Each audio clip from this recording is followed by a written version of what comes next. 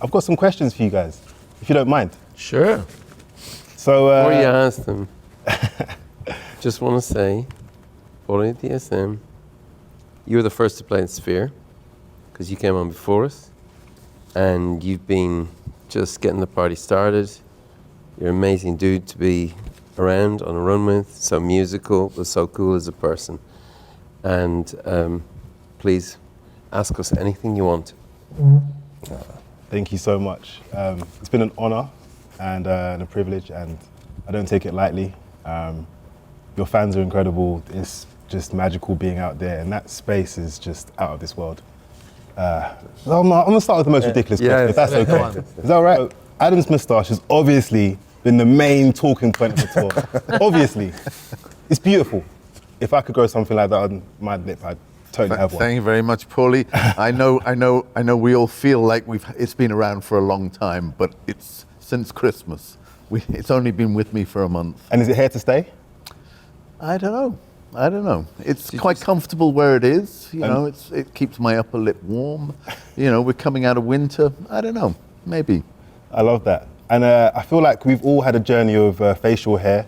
True. Yourself, Mr. Ed, I did. been known. I was the first, and it's nice to see the others following my example. Yeah. I have to say, Adam, you pull it off without a shadow of a doubt. Yeah.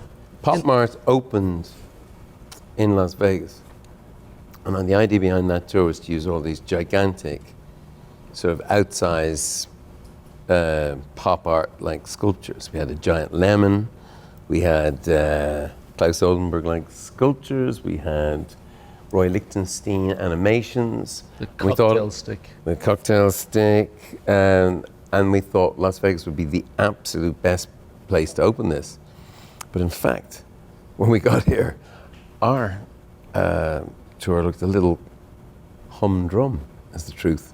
And people were looking and going, oh yeah, that's a Mirrorball spaceship, yeah, big deal. And so Blended in. It blended in too much. But we opened that show in Las Vegas. We've had some really critical moments of our life in Las Vegas. And we did the recording with Barry Devlin of the video for Still Haven't Found What I'm Looking For in Las Vegas. There was his, what do you call the sound equipment that you have to listen to? Get Monitors? after. Boombox. Believe it or not, it's the time before boomboxes. And I believe he carried around the this particular boombox in a shopping trolley. Is that right? That's absolutely true. Yes. So yeah, lots of connections with this city, but now I think we feel glued to the people as much as the place. People who work here, and people work really hard here, and trying to look after people like us and who don't work as hard. And I think we feel connected to the people who work here, not just the acrobats and not just the sword swallowers, but just people driving cars and bartenders, and there's a whole other side of Las Vegas that you don't see from the outside, from across the world, and just really hard-working people and very cool people. And yeah, we've been humbled by how hard they work. Since you've been here, have you been able to venture beyond the Sphere? Have you been able to go out into Vegas at all, into any of the local areas? It's well known that rock and roll bands judge entire civilizations by the quality of room service. But you've been out. Edge has been out more than anyone.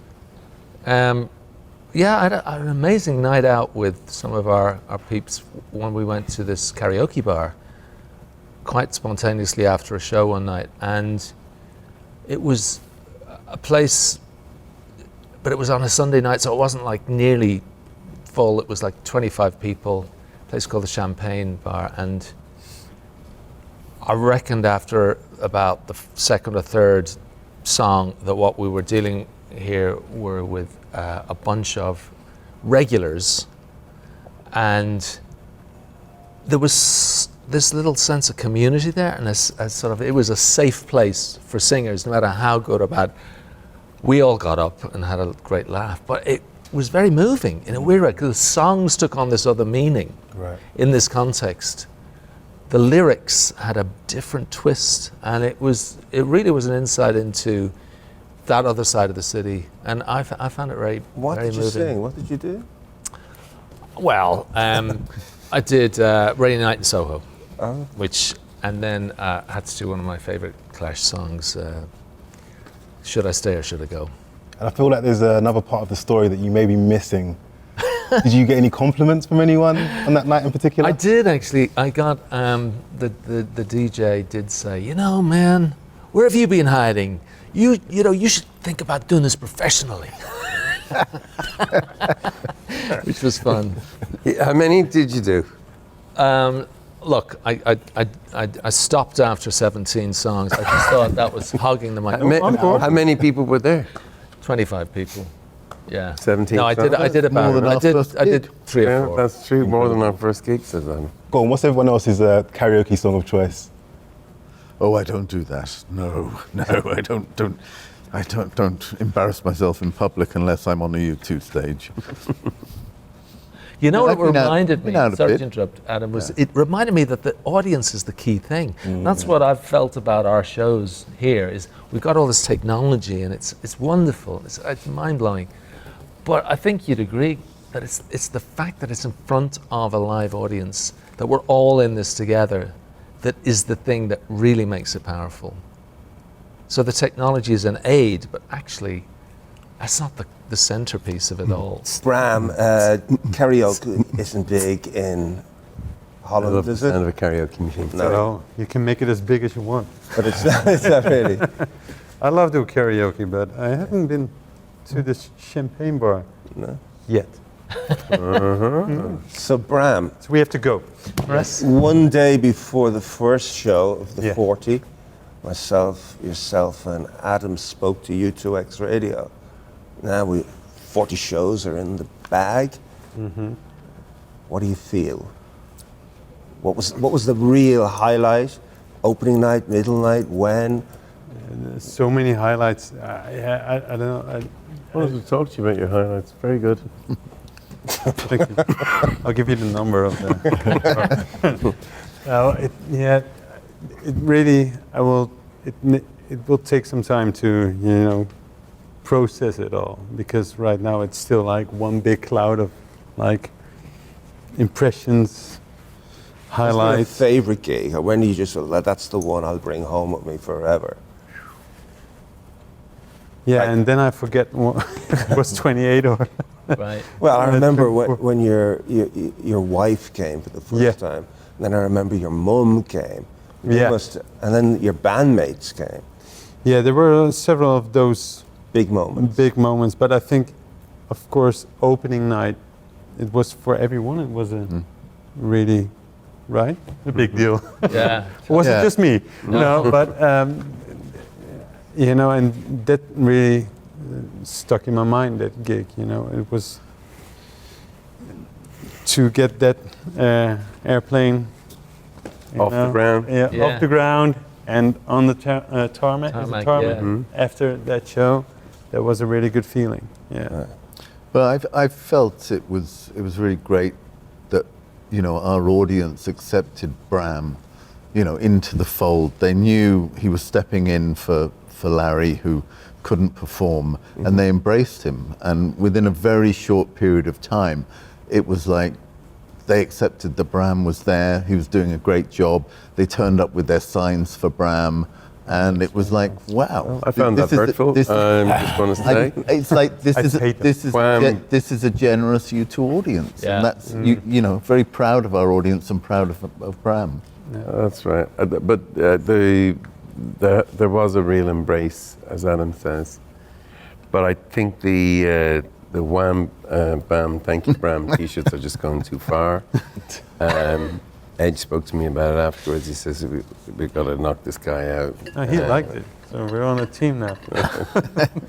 Adam is Yeah, but that's a very important thing that really lifted me up, you know, that the fans were like, you know, showing their appreciation, and then you start to work even harder, you know, like, okay, let's make this work. Is it at all what you expected it to be? Did you have any expectations for what this would be like? I think the hardest part of starting playing with these guys is what I didn't know what to expect. So the first rehearsal, getting in, like, will there be like one of them like really very bitchy about all the drum parts, or will one be very grumpy? I didn't know. You know? We were all of those things. But it was, you know, really into the unknown, and but it's yeah. I said it before, but it's so. They really took care of me, you know. So, and that's really nice, and I felt really comfortable very quickly. So Amazing. Like, this is the Sphere. No venue like it in the world, no visual like it, no sound like it. And I remember coming here like May last year, like, and we were going, okay, the gear's going in, it's going to be live in 3 months' time. When did you think you realized that this was going to work? When did you know? Was it before the first night, or? Personally, after the first show, because there was so much jeopardy associated with just the technology functioning, and assuming that it all functioned as it was supposed to function, there was a whole other unknown about how all of this visual kind of support would connect with the music and connect with the live audience. So really, I didn't know. I don't think any of us really knew until after that first show. Yeah, I will say that for me, you know, as I joke, you know, singers with messianic complexes love to wander the desert, but the desert doesn't necessarily love them back. You know, it can be tricky for your voice. So I had to stay in a lot, and my room was the humidity, and I had all these humidifiers. It was like the reptile house in the zoo when we were kids in Dublin. And so the missus didn't want to be in the room. It was like, she said, the smell of boiled carpet off you. And I'm like, okay, that's not good. And the rehearsals were tricky because I didn't want to lose my voice, because that had happened the very first time we played Las Vegas on Pop Mart all those years ago. But when we did the first show, as Edge is saying, something went off, and we had a visitation. We had a visitation, and if you're going to drop a name, drop a big name. We had a visitation from a Beatle. That's right, we had a Beatle. We had the Macca. We had Paul McCartney. And I haven't been able to see any of the guests because of my voice. I've been locked up in the reptile house. But he came round, the band came round. We all had one moment with the Beatle. And he gave us the benediction, but what he said was really, of course he's smart, he's Paul McCartney, he was the big bang of pop music. He said, I could hear you better than ever, I could see you. But the bit when it breaks down in the middle, I could feel you. And I think that's what we learned after the first night, was that we could have a more dimensional effect. That's dimensional, not dementia. We also have that. But That's a given. that's a given. But yeah, because it really is a load of bollocks if people don't feel it. And spectacle. People talk about spectacle. It has to be, that spectacle has to be interior to, you have to feel it. And the emotions that were going off that first night were very special. Yeah, there's been some really great nights. And then there's the humbling thing, I have to say this, the shite nights. And you leave stage going, well, that was that. I mean, shite. And you find out that's somebody else's favorite night. And you think, well, what did they know? And then you hear it back, and they're right. And it's still so confusing being on the stage, not knowing where you are, even though you sort of know what you're doing, you think you know the songs, it's always a surprise. 40 nights, every night a surprise. That is mad. And random stage fright is the other thing. You know, you still get it. Do you get it, Adam? I still get it. Bram, you must have had it. Never. I mean, the visuals are completely mind-blowing, but for me, the sound is what blew my mind the most, is the real truth. Yeah. Because you go and you see the show a lot, but the sound just kept getting better and better. And I heard songs, like for me, the musical highlights, where it just brought the lyrics and the songs to another level, was So Cruel and Love Rescue Me. They just went into another zone. It was like the lyric was sitting, looking at me in the face, and you're right up at the top. It was like the lyric was there. And then the sonic magic of your solo at the end of Love is Blindness. I just had never heard that before in my life. And I've seen a lot of you too. Yes. Well, you've seen our first shows. I mean, Mr. Friday. I don't know. I mean, forming of the band was a big moment, and I think Adam was the first person who believed that we would have a future. He was the manager, our first manager, but the first person who believed we might have a future to manage.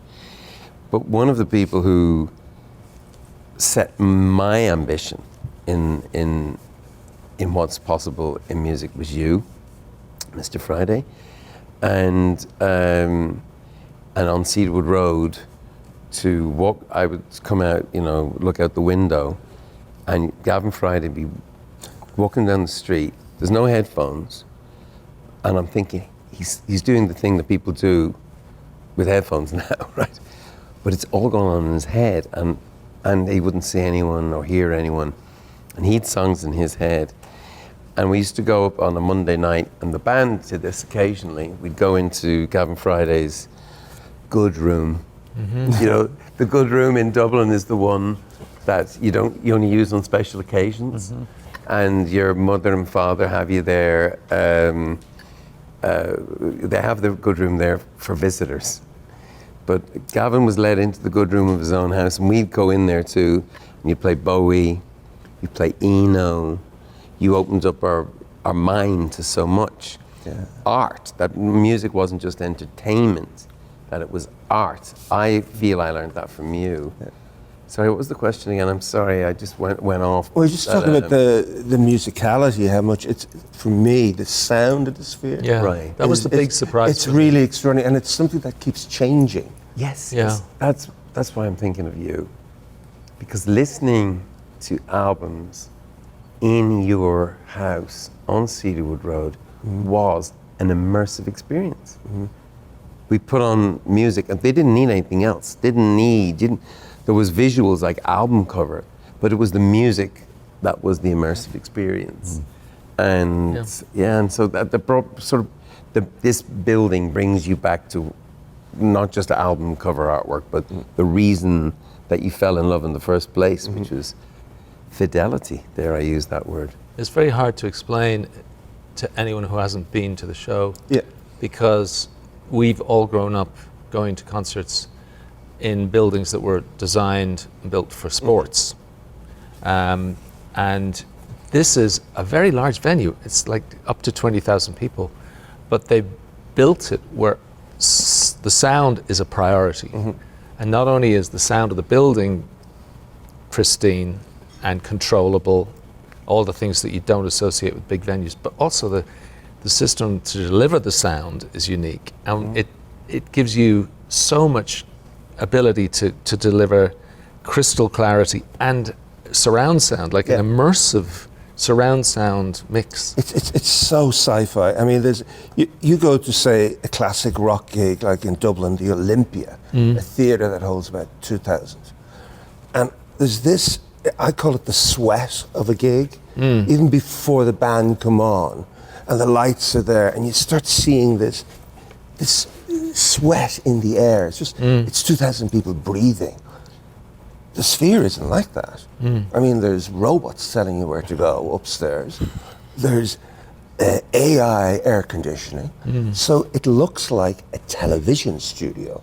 It's a massive venue. And then the sound just comes up and is almost like touching your face. I mean, it's a really science-fi thing. It was actually in a certain way terrifying as well, because there's a way to hide. You know, if you're in a big outdoor venue with the big echoes and reverbs of a stadium, you're aware of the fact that there's an ambience and a reverb that smooths everything off. Yeah. This is like, you make a mistake, you can hear it. Like every little subtle intonation is audible to the audience. You're the edge. You don't make mistakes. So It's like doing a really bad interview on the Graham Norton show or something. right. Every minute is seen. I think what we kind of got comfortable with over the series of shows was that actually it's okay. Like the sound of our voices, the sound of the guitars, bass, drums, actually sounds okay. There's no need to be in any kind of masking reverb or we could be completely laid bare and it still works. And I felt that was, when you're doing something as subtle and as intimate as, say, Love Rescue Me, it's a great reassurance to know that actually will hang together. Intimacy is the new punk rock, is the T-shirt we wanted to print, and this building was going to help us get there. And so, as well as the wildness, the sonic adventure and misadventure that is Achtung Baby, that we get this radical intimacy. I mean, and that's really cool. In such a revolutionary space, they've now announced that there's going to be people playing in this venue after you. Crazy. Right. Insane. In our venue, In your venue. there's going to be other. Is this the first time you're hearing of this? Yes. I'm sorry to break this to you, but This is- they've this just is- announced this is- there's this going to is- be other. This is unacceptable. We built this place. You did. With our bare hands, the edge. Look at him. He's a broken man after it. And you say others are going to come in here and walk all over the edge's finest work. So sorry to break the news to There you. will be no one in here, and nor should anyone be allowed. And we can do some, what do you call it? We can do some facial recognition. And if anyone comes in here with a moustache as magnificent as Adam Clayton, throw them right out. Yeah, Just let's have it. And if the Can we have Jim Dolan standing at the door and him just saying, your moustache is too magnificent, back the fuck off. I think that would work. if there was to be other bands playing in this space, which there won't be, obviously. Of course not. Um, But hypothetically. hypothetically, would you have any advice for them? Wow.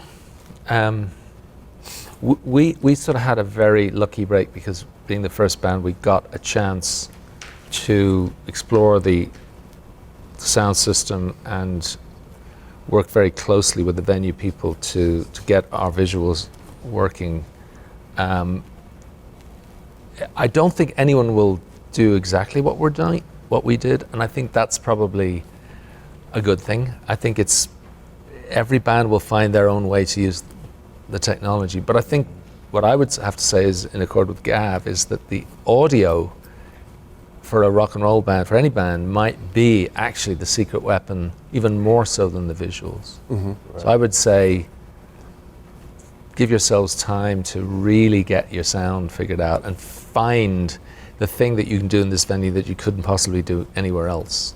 Adam, what was the British filmmaker's name who had a film that was just the color blue. Derek Jarman. Derek Yeah, Derek Jarman. But you need less. I think we've been maximalists as well as minimalists in our use of this place. But I think it would be okay for people just to perform with the color blue for a few songs, or a scene like a Jim Jarmusch, like just a diner or the desert or something. I don't think it would the visuals would have to be as operatic as we've made them, and just they'd be a lot less expensive. Just saying, whoever comes through. Was that? I mean, the Edge can't sleep at night. Is that because of the visuals or because of? No, there was champagne bar? his wallet. He keeps saying, "Where's the moolah gone?"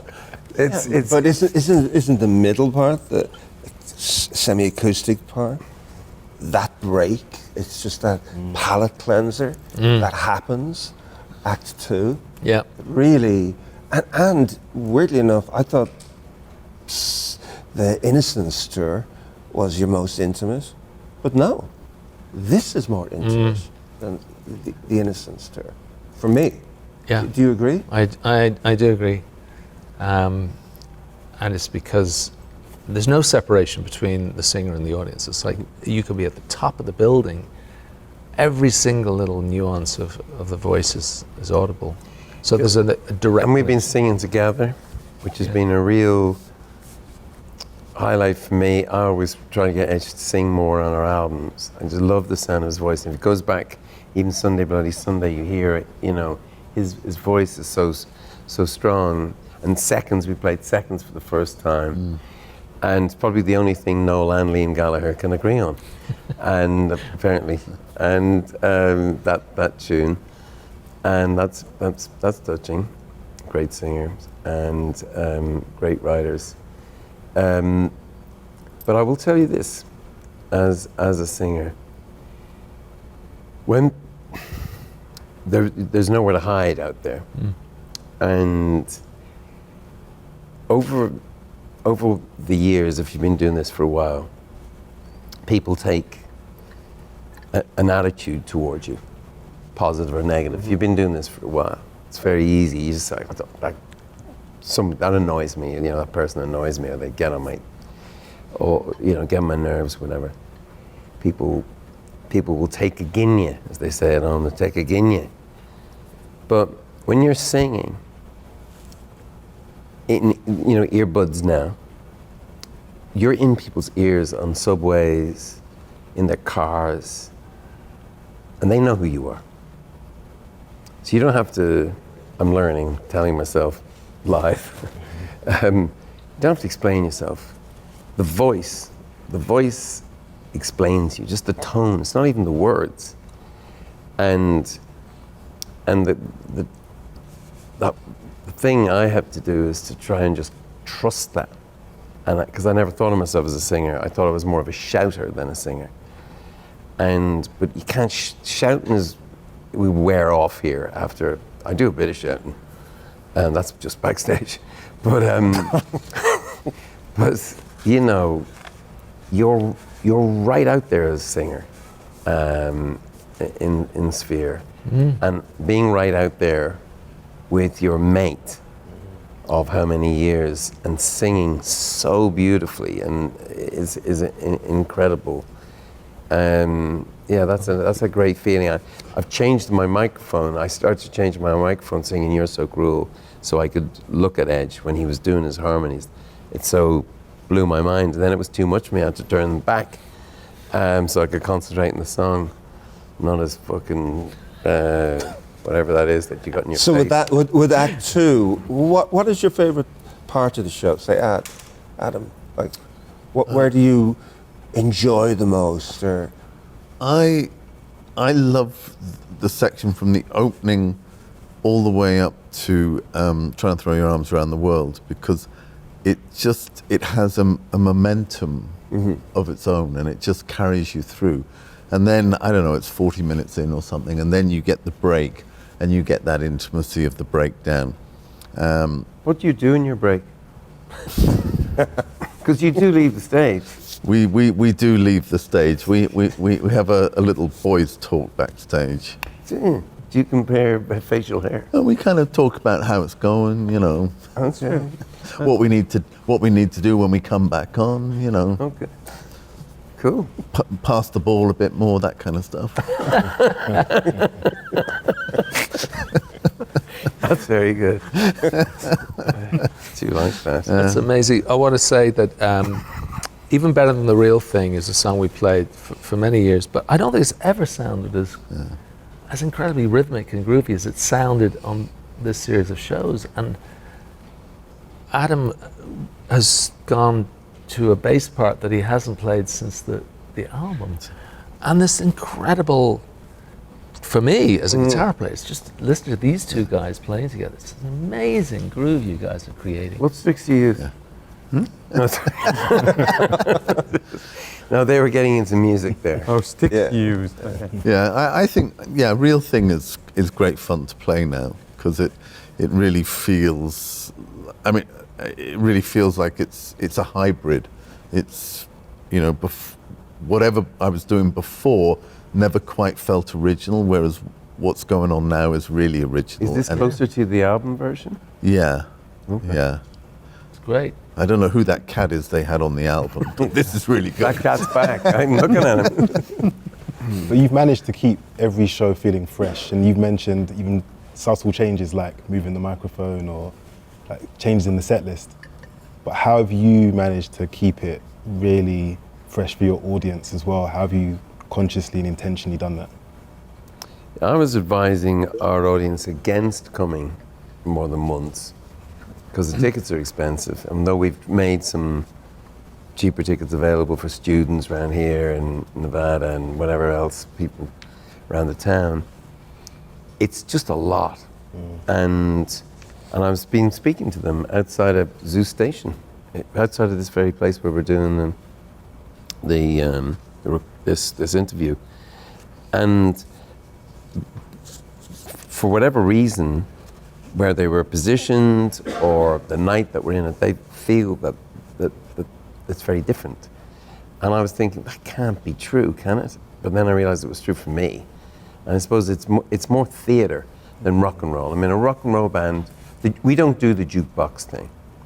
You know, where you put in, you don't, and it's so exciting, I imagine, for people to come along and have a different set, like Fish, when they come in here, they won't play the same set twice. That'd be amazing. Or John and the Dead, they do that. But we are more theatrical, and we've always been that. Even when we were playing theaters, we were looking for this kind of 3-act structure, and which is mad. But because why would we know about theater? But we always thought like that. Where did we get that from, Gavin? You are our artistic director, one of the creative directors of this show. You've been working with us for all these years. Where did we get the 3-act structure from? Was that the Greeks? I think it was possibly David Bowie.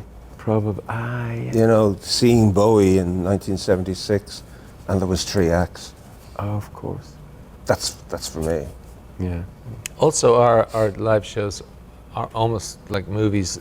Like each song is like a scene, and it often the song will throw a question to the listener, to us as we're performing it, and then the song that follows kind of takes that question and answers it or poses another one. So and as we're putting this set together, it's almost like you start to understand that there is a through line, a flow from one song to the next, and it as Adam says, you get a momentum, you get a build up of feeling and emotion.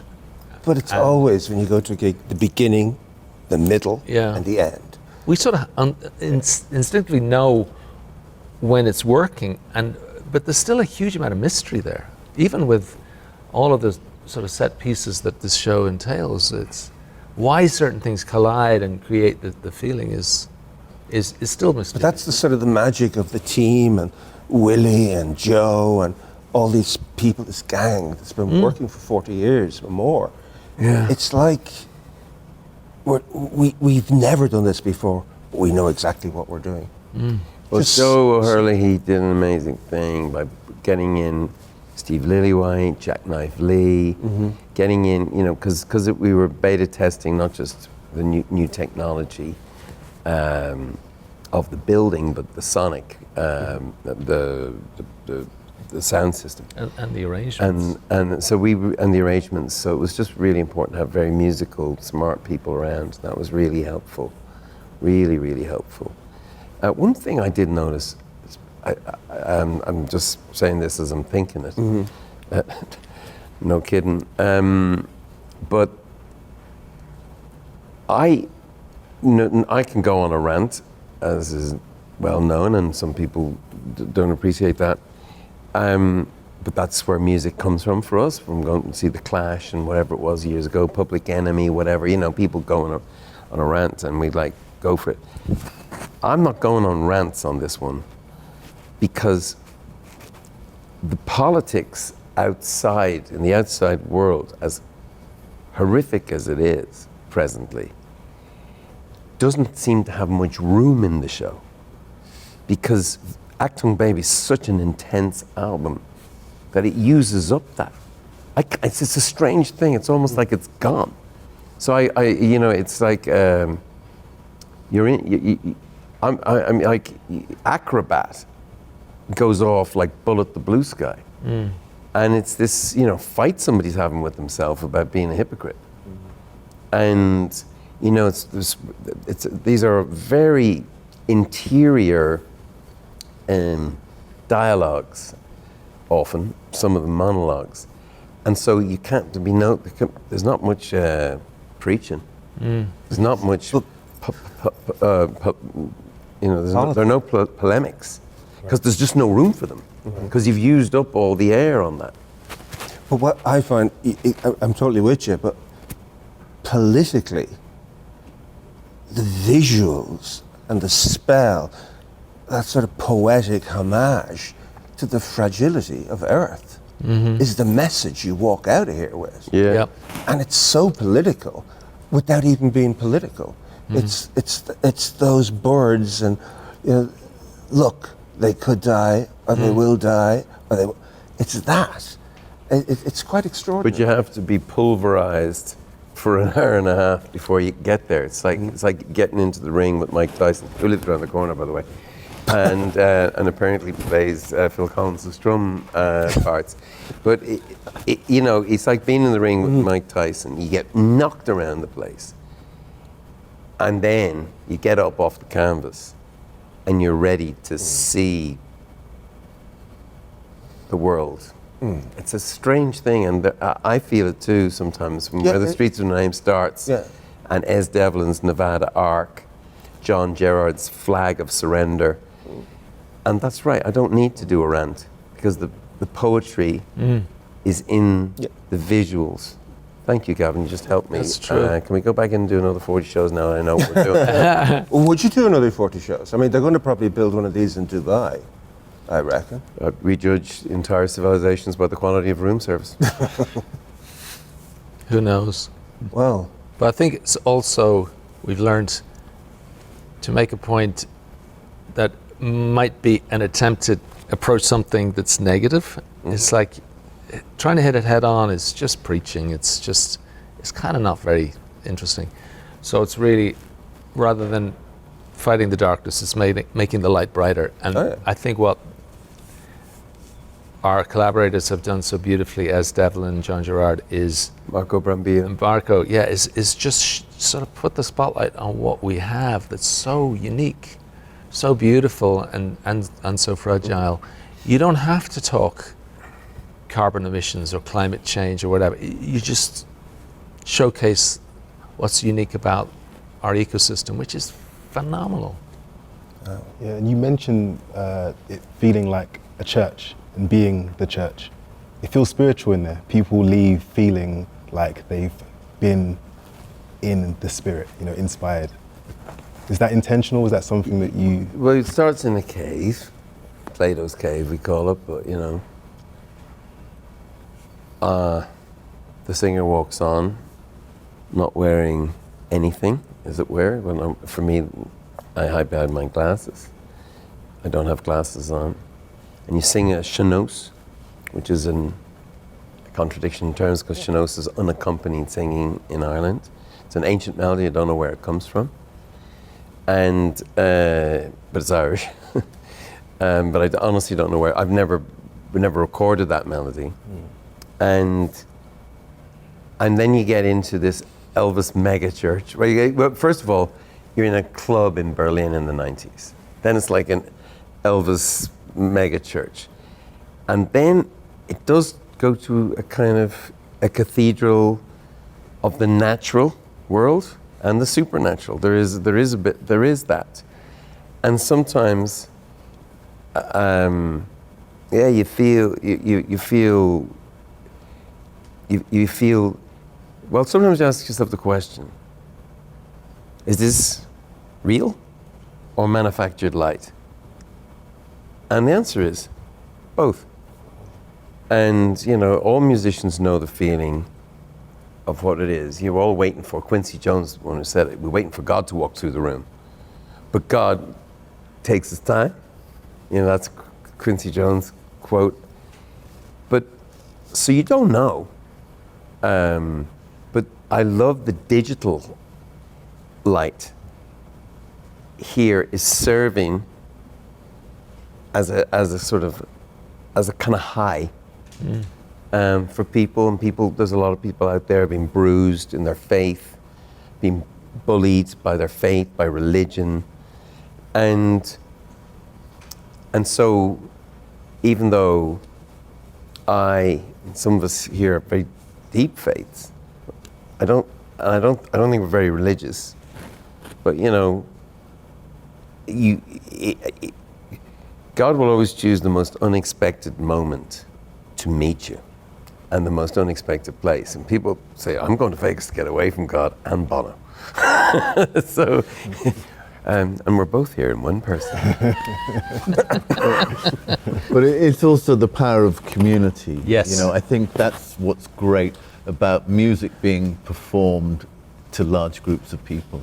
You don't get that in your headset. And for us, I suppose we've learnt over the years that when our tribe comes together, you start it off, but those songs belong to the audience, and the audience take you. You need them more than they need you. And it's an amazing thing, and I think that's what you're feeling. Yeah. That's beautiful. Beautifully It's put. also why you want to be in a band. True. Really. It's hard to, people, we want to be your best self, right? We all want to be our best self. It's hard to be your best self. If you want to be the best version you can be in a band, it's hard to do that on your own. Just saying. Do you know what I mean? So being in a band forces you to confront each other. Yeah. You have to meet each other at some point. You can hide, we all go through times, you disappear from each other. But in the end, it's a confrontation and as you get older, men in particular, their egos get a bit brittle. I mean, other people's. And What's an ego? Read about this. I don't know. I think it might interfere with one's ability to think straight. I think that might be right. But that's what being in a band is. You depend on each other, and then you realize you're depending, as Adam was saying, on the audience. Yeah. They keep you together. Is that right? Yeah, the magic happens with them. When they're there, the magic happens. Bram, can I ask a question? I know it's not a U2 gig, but are the gigs that you went to that changed you? Mm-hmm. Like what? They had acts. What? No, one that really changed me was the Kate Bush shows in London, 2014. And funny, I remember waking up in the morning after and thinking, like, this is, how can anyone, like, come up with something better than this? And imagine being part of something like that. And here I am.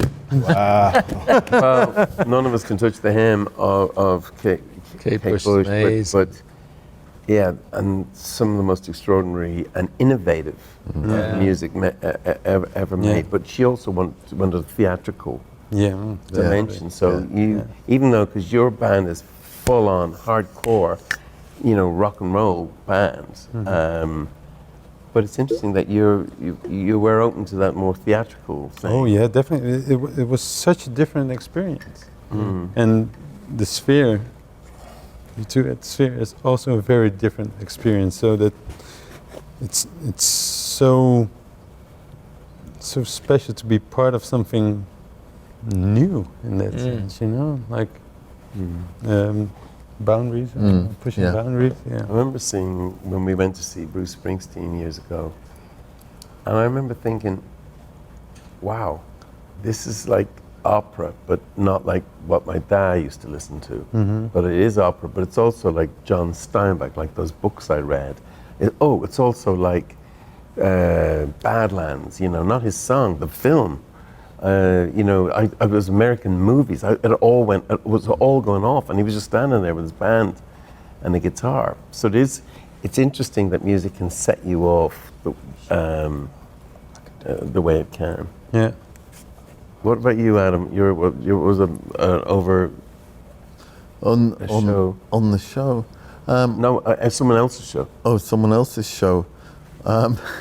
My first gig ever was Rory Gallagher, who was Ireland's answer to, I guess, Eric Clapton and the blues. And it was just that sense of freedom that I got from music, of going to a concert and realizing that there were other people like me, because I didn't really know that. I was from the suburbs. I'd been in boarding school. I'd never been on a team. I didn't like sports or rugby or anything. But going to see Rory play was great. And What about Thin Lizzy? I went and Another saw- moustache. I went and saw Thin Lizzy, and of course that he is the great proponent of the moustache, which I didn't realize at the time. So that's the other thing I've got from him. And bait. Yeah, I mean, I realize every time I listen to Thin Lizzy now and Phil, I realize that in a way, what he did is ingrained in all of us that came through music that way. There's a little bit of Phil in all of us, aren't we lucky? One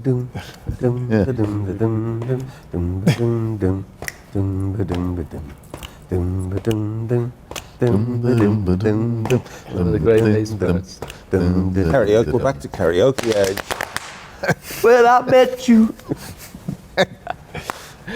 As we draw to the end of this interview and we prepare to listen to the whole show in its entirety, I need to go for a piss.